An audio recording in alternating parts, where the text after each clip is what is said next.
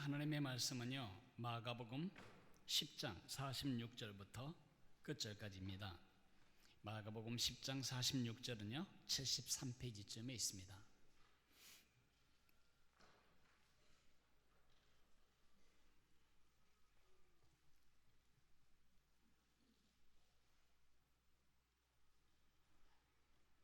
마가복음 10장 46절부터 52절까지 우리 한 절씩 나눠 읽겠습니다. 그들이 여리고에 이르렀더니 예수께서 제자들과 허다한 무리와 함께 여리고에서 나가실 때에 디메오의 아들인 맹인 거지 바디메오가 길가에 앉았다가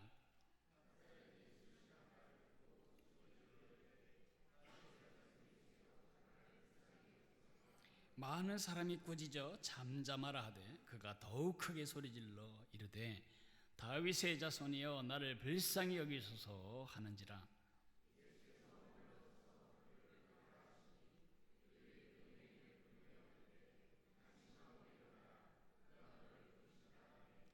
맹인이 겉옷을 내버리고 뛰어 일어나 예수께 나오거늘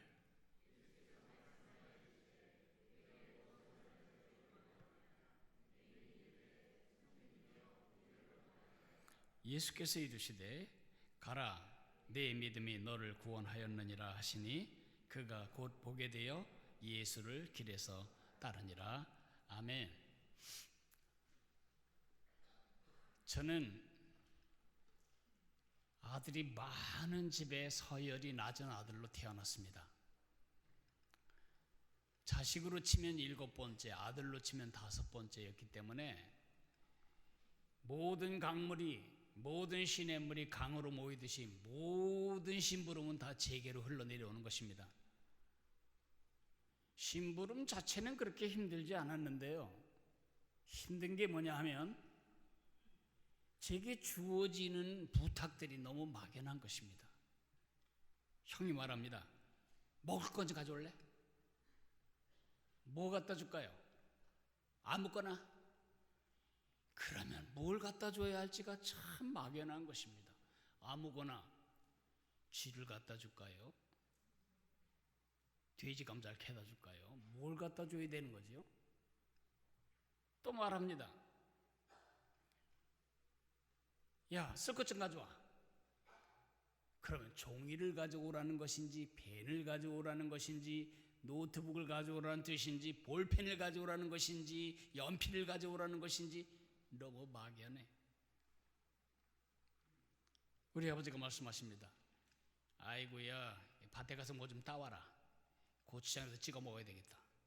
그럼 고추를 따오라는 얘기인지, 상추를 따오라는 얘기인지, 가지를 따오라는 얘기인지, 아이고 정말 그런 것이 너무 힘들어요.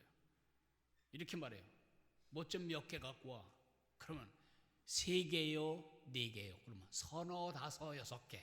대서너, 대여섯 개, 서너 개. 도대체 3개를 원하는 거예요? 4개를 원하는 거예요? 5개를 원하는 거예요? 6개를 원하는 거예요? 그게 저는 어렸을 때 참 힘들었어요. 그런데 그게 우리가 하나님께 기도하는 아주 흔한 문제라는 것을 생각해 보신 적이 있습니까? 우리 기도가 너무 막연합니다. 너무 도매값입니다. 너무 포괄적입니다. 하나님 도와주세요. 그러면 하나님 죄진 거 있으면 용서해 주세요. 하나님 그 사람 좀 도와주세요. 하나님 저를 지켜주세요. 필요한 거 다 주세요. 하나님이 뭐라고 대답하실까요? 그래가 아니고 뭘 용서해 달라고, 뭘 도와달라고, 뭐가 필요하다고. 하나님은 우리의 막연한 기도를 흔쾌히 생각하지 않습니다. 오늘 우리가 읽은 본문의 바디메오의 기도가 그랬습니다. 다윗의 자손 예수여 나를 불쌍히 여기소서. 예수님은 형님들의 부탁을 받는 저 같은 사람이 아니었습니다. 저는 그들의 의도와 생각을 모르지만 예수님 다 알고 계셨어요. 이 사람에게 필요한 것은 시력이구나, 그걸 고쳐달라는 뜻이구나 다 아시는데도 예수님은 물으십니다. 네게 무엇을 하여 주기를 원하느냐? 이상하지 않아요? 모든 걸 다 아시고, 아니 예수님뿐만 아니라 어린아이도 알아요. 소경 거지가 와서 도와주세요 그러면 뭘 도와줘야 할지 다 아는데 예수님은 반문하세요. 내가 네게 무엇을 하여 주기를 원하느냐? 그럴 때 이 소경 거지 바디메오가 선생님이여, 제가 보기를 원합니다. 이 본문은 예수님이 우리에게 어떻게 기도할 바를 바라시는지를 우리에게 보여줍니다. 우리 주님은 우리가 도매값으로 기도하는 걸 바라지 않으십니다.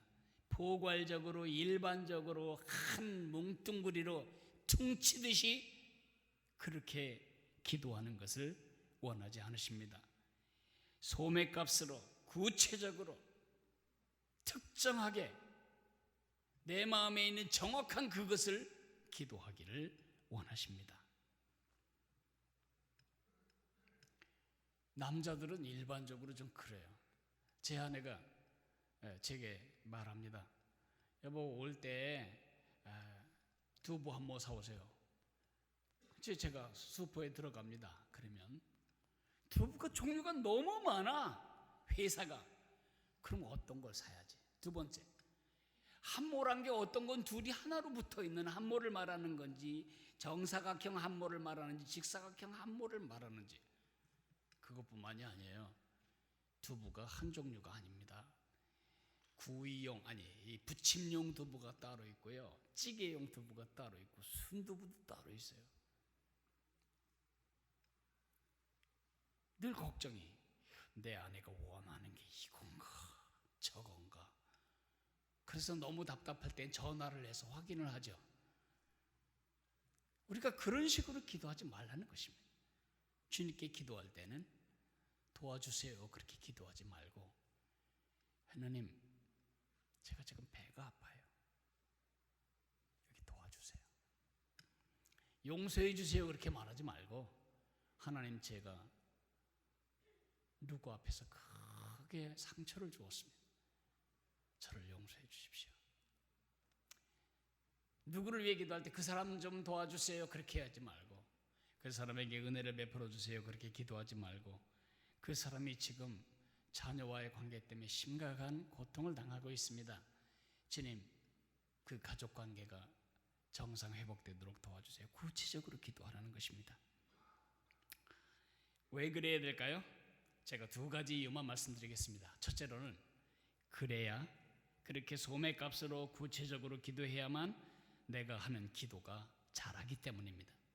기도가 안 자라는 이유는 도매값, 포괄적인 기도를 하기 때문입니다. 기도가 자라려면 소매값으로 기도해야 됩니다. 특정한 구체적인 제목을 가지고 기도해야 됩니다. 제가 사냥을 해본 적은 없지만 제가 사냥꾼이라고 생각해 보세요. 숲에 가서 맞을 놈 맞아라 하고 아무데나 갈게 되면 총알만 다 없애고 한 마리도 못 잡는 것입니다. 우리 기도가 그런 거예요. 주님 도와주세요 그러면 알아서 챙겨주세요 그렇게 생각을 한다는 거죠. 그렇지 않아요. 보수는 절대로 수풀에다 대고 총 갈기지 않아요. 자기가 원하는 아무거나가 아니에요. 쥐가 맞거나 두더지가 맞거나 참새가 맞거나가 아니고, 내가 지금 잡고자 하는 사냥감을 정조준하는 것처럼 여러분이 하나님께 기도할 때는 분명한 분명한 기도를 해야 합니다. 왜 그것이 기도를 잘하게 하죠? 그것은 나의 한계, 나의 연약함, 나의 주제를 구체적으로 인식하고 인정하고 고백하는 믿음의 태도이기 때문에 그렇습니다. 뿐만 아니라 예수님은 내가 구체적으로 구하는 것을 들어주실 수 있는 능력이 있으시고 얼마든지 그것을 해결할 수 있는 전능자라는 사실을 고백하는 일이기 때문에 그렇습니다. 뿐만 아니라 예수님은 나의 부족함을 채우기를 기뻐하시고 나에게 채워주기를 원하시는, 주기를 원하시는 분이라는 것을 믿는 것을 고백하기 때문에 그렇습니다. 구체적으로 기도해야 이게 들어졌는지 안 들어졌는지 알고 들어질 때까지 끈질기게 기도할 수 있는 거죠. 구체적으로 응답됐는지를 모르는 이유가 뭐죠? 제가 자주 묻습니다. 이번 주간에 응답 받으신 거 있나요? 그럼 다른 사람들이 다 이렇게 생각을 해요. 응답 받은 게 있었나? 없었나? 왜 그럴까요? 기도가 막연했기 때문이에요. 아직은 응답 안 됐어요. 그건 기도가 구체적인 사람만 할 수 있는 대답이지요.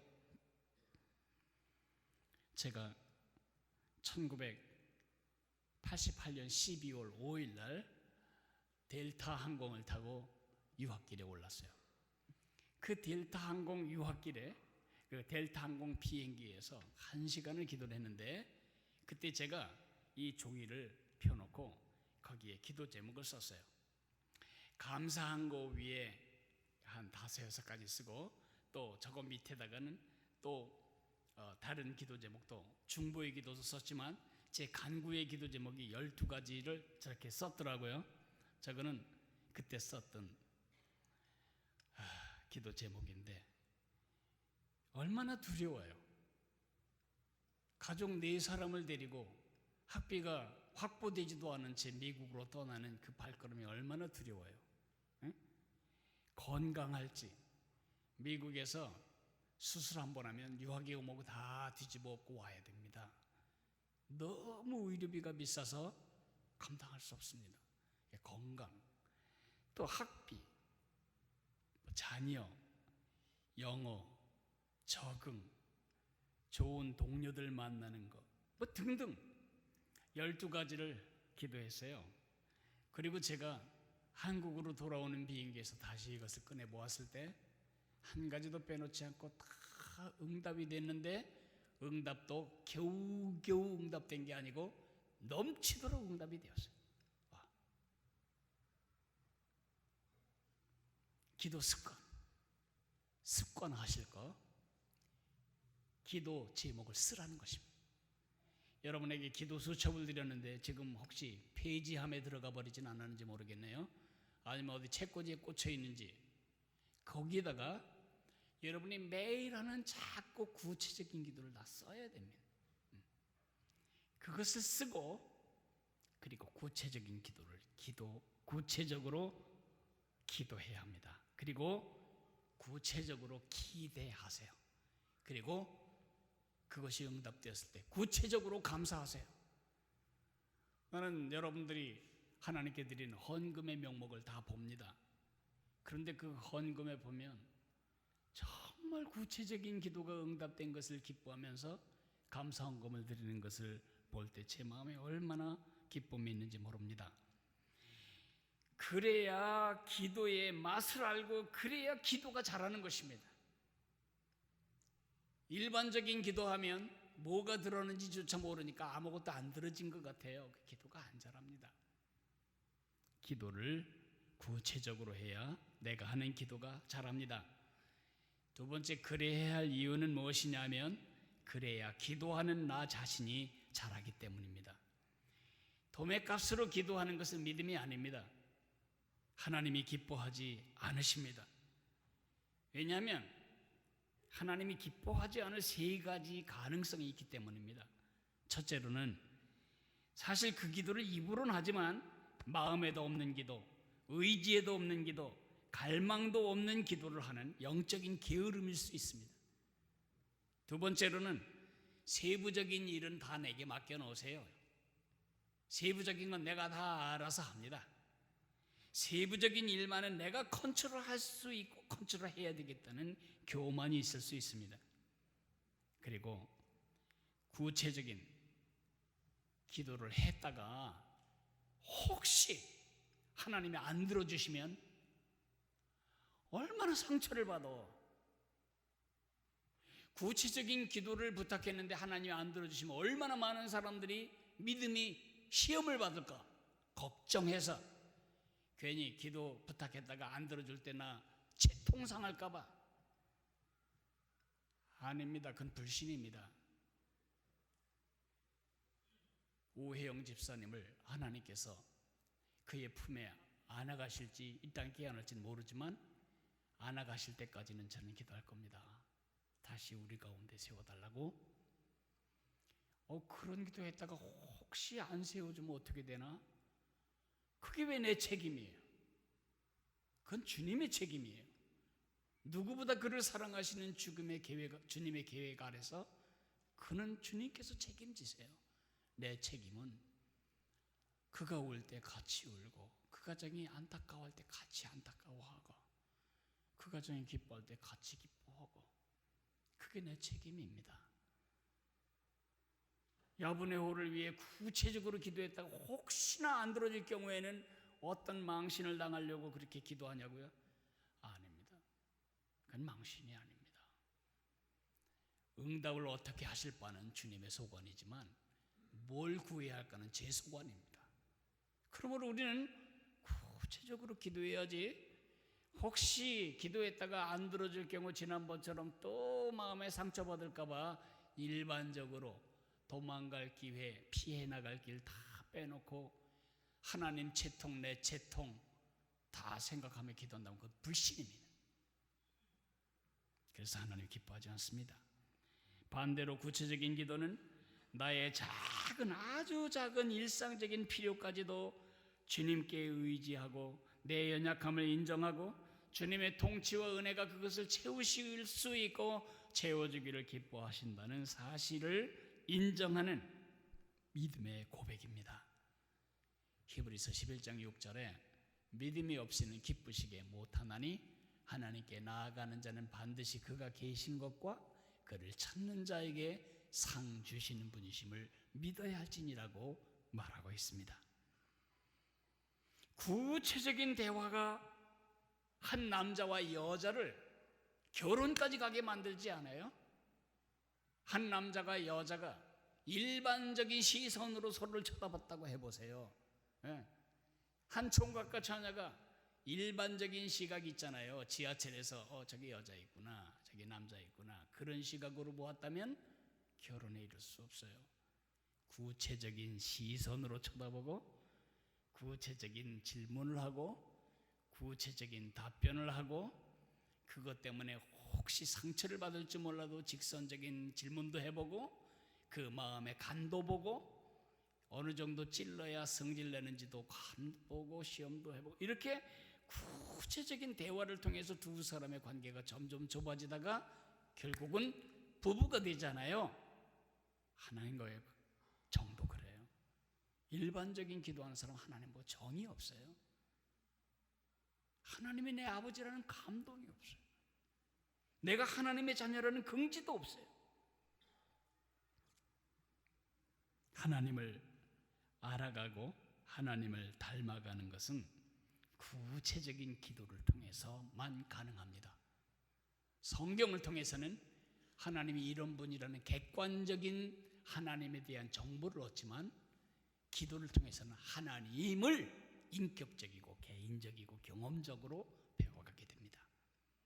그러므로 구체적인 기도는 그래야 하나님이 잘 들어주신다는 실용적인 문제가 아니고 하나님과의 관계의 문제입니다. 여러분 자식이 어느 날 와가지고 아버지, 눈물을 뚝뚝 흘리면서 제가 잘못한 거 있으면 다 용서해 주세요. 그러면 용서가 얼른 됩니까? 도대체 뭘 잘못했는지 묻잖아요. 근데 뭐 잘못한 건 별로 없어요. 근데 괜히 혹시 아버지가 그렇게 생각할까 봐 그러면 이 아이놈아 정신 차려라 그럴 거 아닙니까? 조지 뮬러가 5만 번 기도 응답받았어요. 그리고 그 중에 10,000번은 그날 당일에 응답받았어요. 어떻게 생각하세요? 5만 번 응답받았다는 걸 어떻게 할 수 있죠? 그날 당일날 10,000번의 응답이 있었다는 걸 어떻게 할 수 있죠? 그가 기도를 구체적으로 다 기록했기 때문입니다. 10,000명의 고아들을 먹이면서 그는 모든 기도를 다 기록했기 때문에 헤아려 보니까 5만 번 응답받았고 그 중에 10,000번은 당일날 응답받았다고 수 있는 것입니다. 여러분이 해야 할 기도의 의미는 내가 원하는 것을 쟁취하는 게 아니고 나의 아버지와의 관계와 교통입니다. 그러므로 습관해야 할 것은 뭐냐면 기도를 기록하는 것입니다. 기도를 꼭 기록하고 어떻게 응답됐는지를 구체적으로 추적을 해가는 것입니다.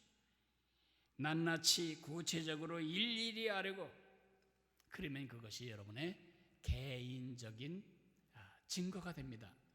하나님이 나와 함께 하신다. 하나님이 나를 정말 눈동자처럼 보고 계신다. 그래서 하나님의 사람으로 우리가 자라가게 되는 것입니다. 말씀을 정리하면서 제가 이 이야기 하나 하겠습니다. 2차 대전 중에요, 남태평양 한 섬에서 사역하던 선교사가 전쟁이 너무 격렬해지니까 이제 퇴각을 해서 철수를 하고 있는 중이었습니다. 화물선을 얻어 타고 지금 고국으로 돌아가는데 저기 포를 쏴대니까 자꾸 이렇게 지그재그로 가는데 저 멀리서 물체 하나가 바다에서 떠오르는데 보니까 잠수함의 잠망경이에요. 저게 잠수함이 지금 이 화물선을 향해서 이제 어뢰를 쏴서 침몰시킬 준비를 하고 있는 거겠죠. 모든 사람들이 두려워하고 있을 때 그때 이 선교사가 한 말이, 그것이 내가 구체적으로 기도하는 법을 배웠던 때입니다. 그렇게 기록하고 있습니다. 그때 이렇게 기도했어요. 하나님, 저 잠수함의 모터가 스톱하게 도와주세요. 어뢰 발사 기관이 작동하지 않게 도와주세요. 저 잠수함의 키가 부러져 나가게 도와주세요. 바위돌에게도 걸리게 도와주세요. 얼마나 구체적인 기도입니까? 우리가 그렇게 기도해야 됩니다. 여러분이 걱정할 때 보면 절대로 도매값으로 걱정하지 않아요. 얼마나 소매값으로 걱정하는지 몰라요. 건강이 나빠지면 암이 아닐까, 암이면 수술해야 되는데 수술하고 나서 후유증 없애야 될 텐데, 내가 죽으면 어떡하지? 얼마나 구체적으로 염려해요. 근데 기도는 구체적으로 기도를 안 하고 포괄적으로 기도한다는 거잖아요. 감사할 때 구체적으로 감사하세요. 죄를 고백할 때 구체적으로 하세요. 여러분의 필요를 주 앞에 아뢰할 때 구체적으로 간구하세요. 낱낱이 기도하고 특정한 것으로 기도하고 구체적으로 기도하세요. 그래야 내가 잘하고, 그래야 내가 하는 기도가 잘합니다. 기도하면 할수록 내 기도가 잘하고, 기도하면 할수록 기도하는 내가 잘하기를 원하신다면 구체적으로 소매값으로 일일이 낱낱이 기도하는 것이 지혜입니다. 다 같이 일어나서 우리 찬송가 364장을 부르겠습니다.